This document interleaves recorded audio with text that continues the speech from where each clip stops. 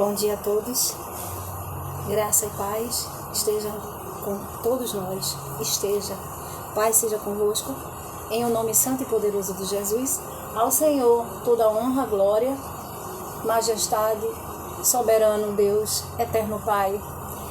Diante de Ti, Senhor, apresentamos as nossas vidas, a vida desse amado ouvinte, a minha vida, Senhor, vida física, vida espiritual, ministerial, Senhor.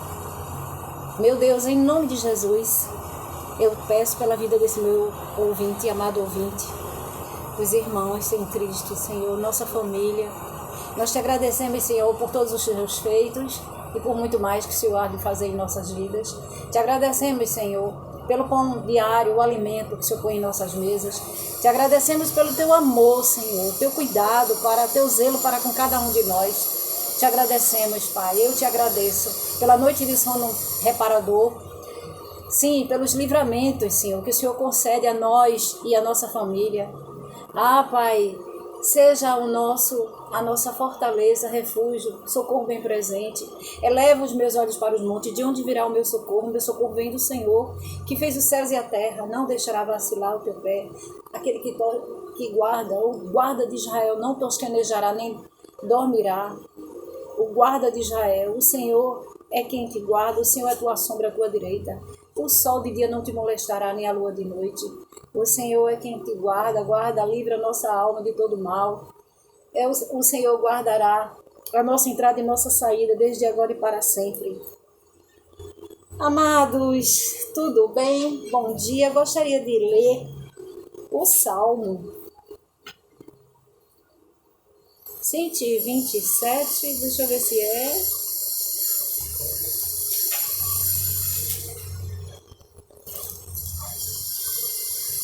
Segurança e prosperidade. Se o Senhor não edificar a casa, em vão trabalham os que a edificam.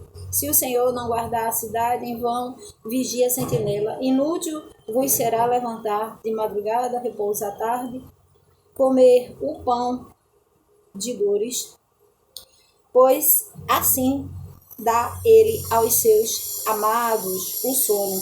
Eis que os filhos são herança do Senhor, e o fruto do ventre o seu galardão.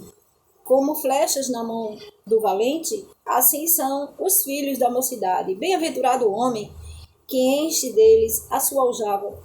Não serão confundidos quando falarem com os seus inimigos à porta.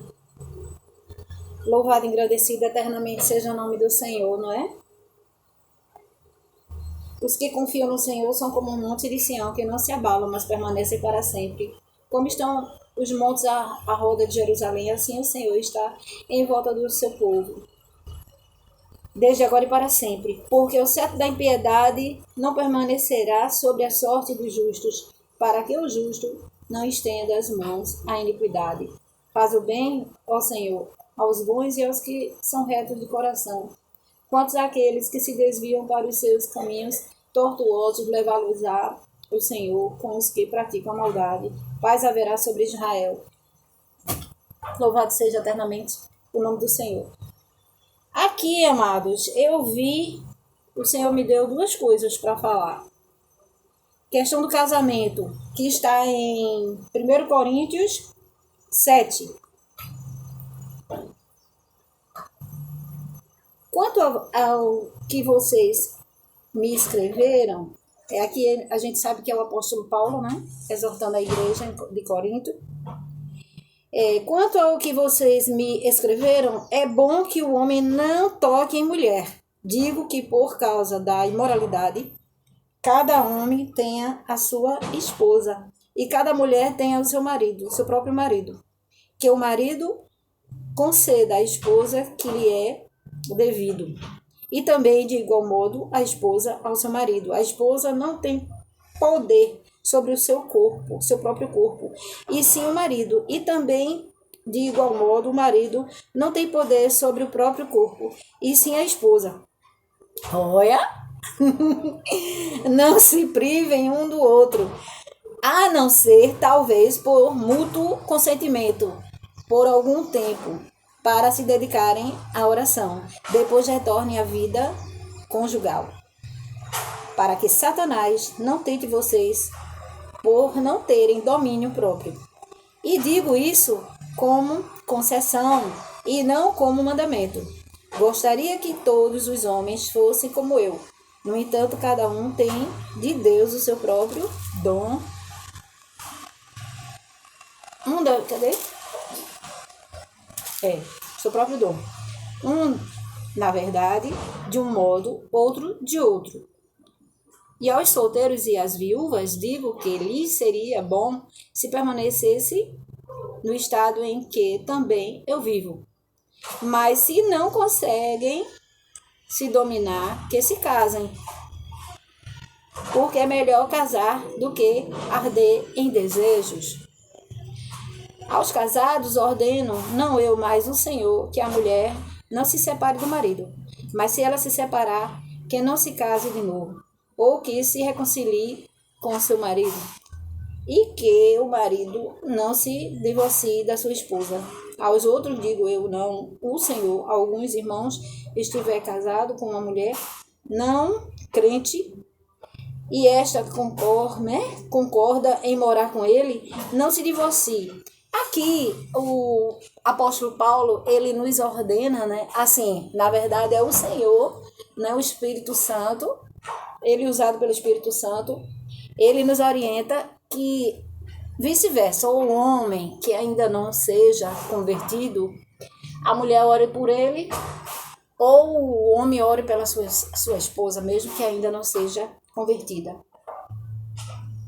Então, capítulo ainda 7, de 1 Coríntios 7, versículo 14. Porque o marido não crente é santificado no convívio da esposa, e a esposa não crente é santificada no convívio com o marido crente. Se não fosse assim, os filhos de vocês seriam impuros, porém agora são santos. Mas se o não crente quiser separar-se, que se separe. Em casos não sujeitos à servidão, nem o irmão, nem a irmã, Deus chamou vocês para viverem em paz. Pois você, ó mulher, como sabe, salvará seu marido. Ou você, ó marido, como salvará sua esposa, sua mulher. Então, assim, nós sabemos que o marido, ele é santificado pela sua esposa, ou os filhos que ainda não são cristãos. Mas o Senhor, ele não é a favor do divórcio, mas existem casos, amados, casos que é necessário o divórcio, a gente sabe disso, Tantos casos por aí, de abusos domésticos, abuso psicológico, porque o abuso não é só o físico, o abuso também é o verbal, o psicológico também. Então,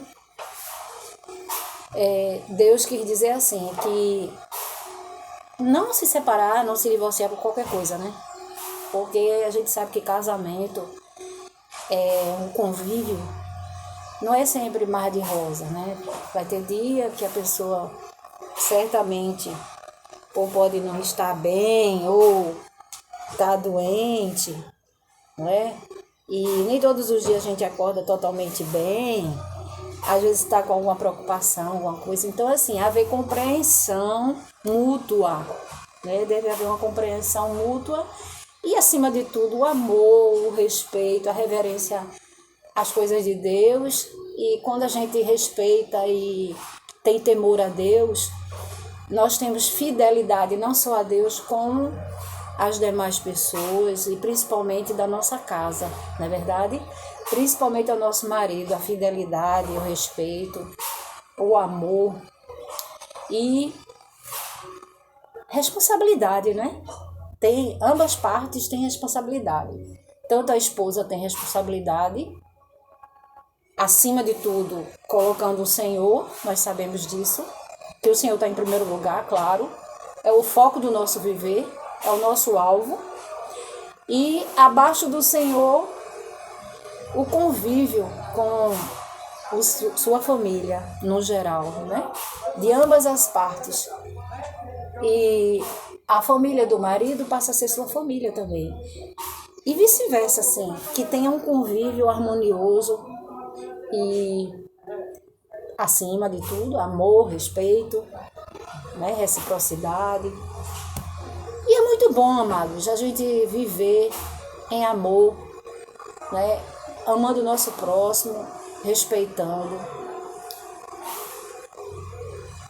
Aí você diz assim, Edilene, você tem passado por uma situação que às vezes teve assim alteração de...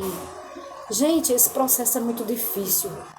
E assim, olha, no normal já é difícil, imagine eu que veio, diz assim, por que você? Não sou melhor, nem tenho intenção, né? Não tenho essa pretensão, nem sou melhor do que ninguém. Mas esse processo que eu venho passando está sendo muito extenso e eu e Deus, nós sabemos o quão está sendo difícil. E ninguém pode falar, né? Porque a pessoa só sabe quando é na própria pele.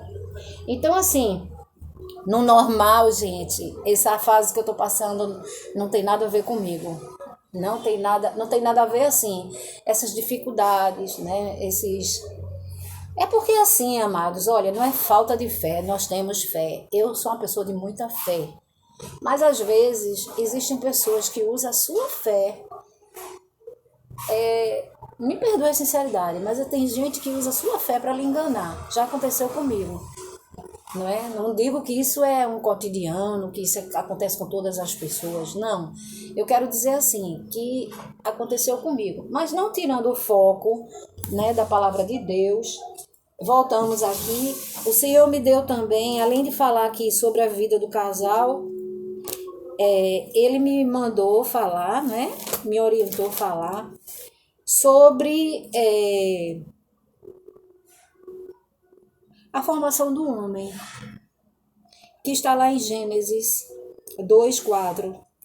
A formação do homem, ele mandou eu falar sobre a formação da mulher, né? Mas primeiro nós vamos falar aqui a formação do homem.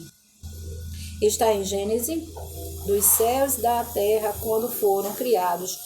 Quando o Senhor Deus os criou, não havia ainda nenhuma planta do campo na terra, pois ainda nenhuma erva do campo havia brotado, porque o Senhor Deus não tinha feito chover sobre a terra. E também não havia ninguém para cultivar o solo. Mas uma neblina subia da terra e regava toda a superfície do solo. Então o Senhor Deus formou o homem do pó da terra e lhe soprou nas narinas o fôlego de vida. Glória a Deus. E o homem se tornou um ser vivente. O Senhor Deus plantou um jardim do Éden na direção do Oriente e pôs nele um homem que havia formado. Do solo, o Senhor Deus fez brotar todo tipo de árvore agradáveis à vista e boas para alimento. E também a árvore da vida no meio do jardim, a árvore do conhecimento do bem e do mal. E um rio saía do Éden para regar o jardim, e de lá se dividia, repartindo-se em 4 braços. O nome do primeiro era Pison, que rodeia a terra de Havilá, onde há outro. O ouro dessa terra é bom. Também se encontram lá o obdélio e a pedra de ônix. O nome do segundo, mas não é isso aqui que eu queria ler, deixa eu ver aqui. Aí quando chega no versículo 15, o Senhor Deus formou o homem e colocou o jardim do Éden para cultivar e guardar. E o Senhor Deus ordenou o homem: de toda a árvore do jardim você pode comer, mas da árvore do conhecimento do bem e do mal você não deve comer, porque no dia em que dela comer, você certamente morrerá. Aí agora vem a formação da mulher, né, que Deus mandou falar. Está no versículo 18. Gênesis, capítulo 2, versículo 18. O Senhor disse ainda, não é bom que o homem esteja só, far-lhe-ei para ele uma auxiliadora idônea, que seja semelhante a ele. Havendo, pois, o Senhor Deus formado da terra todos os animais do campo e todas as aves dos céus, trouxe-os a Adão para ver que nome lhes daria. E o nome que ele desse a todos os seres, esse seria o nome deles. Aí nós temos aqui que fala sobre a queda, né? Que foi que Satanás disse a Eva, disse assim: Deus disse a vocês que se tocar ou venham a comer, seus olhos serão abertos. Ele disse isso porque você terá entendimento. Então Eva ficou curiosa, né? Já estava sentindo atraída pelo aquele alimento, comeu, ali de comer deu para Adão, que foi um grande erro, não é? Nós sabemos que desobedeceu a ordenança do pai. Deus já havia alertado que não era para comer e nem tocar. Então nós sabemos que o Senhor fez Adão, antes de acontecer isso, o Senhor fez Adão dormir um sono profundo, e da costela de Adão ele formou Eva, formou a mulher. E ele disse que seria só uma só carne. Ambos se uniriam e seria uma só carne.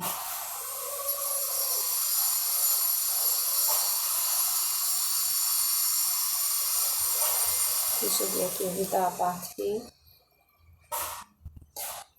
Essa parte aqui, né? Que ele diz assim, ó, está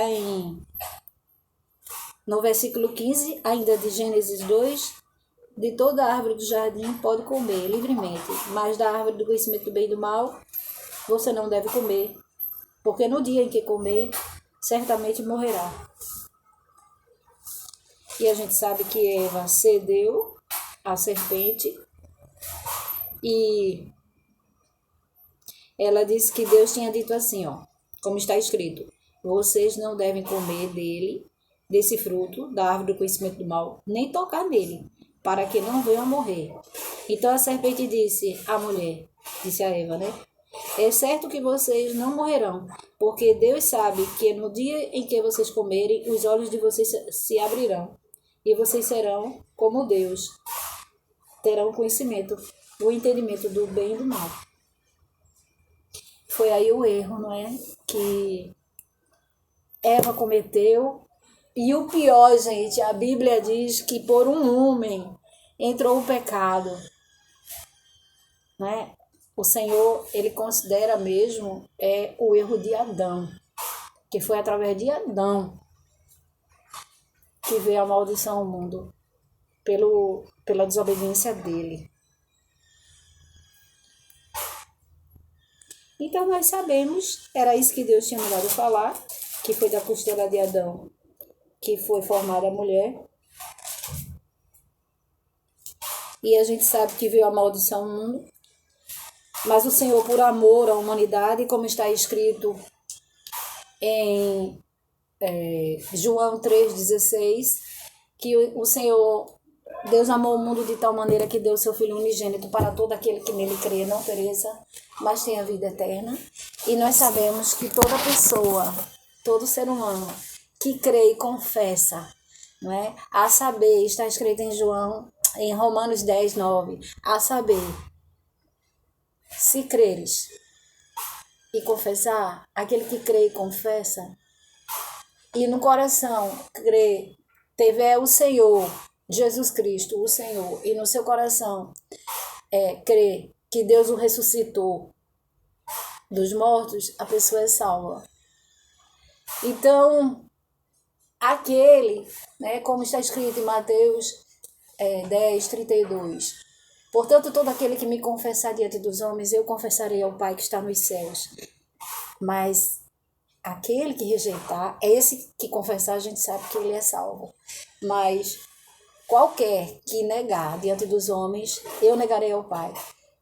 Então, nenhum ser humano pode passar na Terra e deixar aí tá apagando a bateria. Gente, Deus abençoe a todos, em nome de Jesus. Eu te amo em Cristo Jesus. Tá caindo, eu acho que vai cair a live. Deixa eu ver aqui.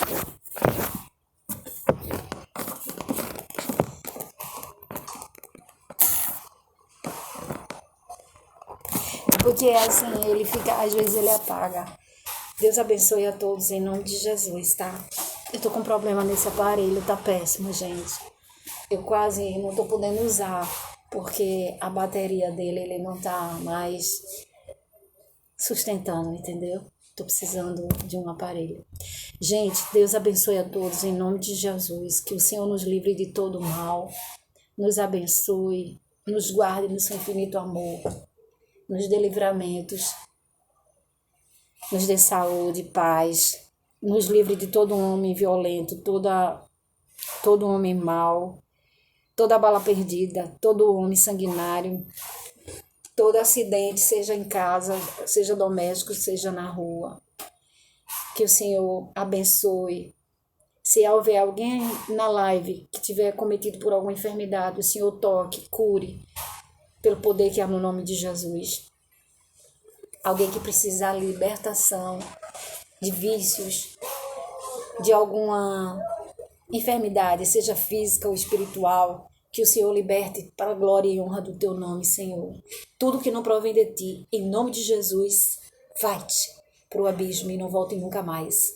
Em nome de Jesus, que o Senhor te dê a paz. Em nome de Jesus. Até a próxima live.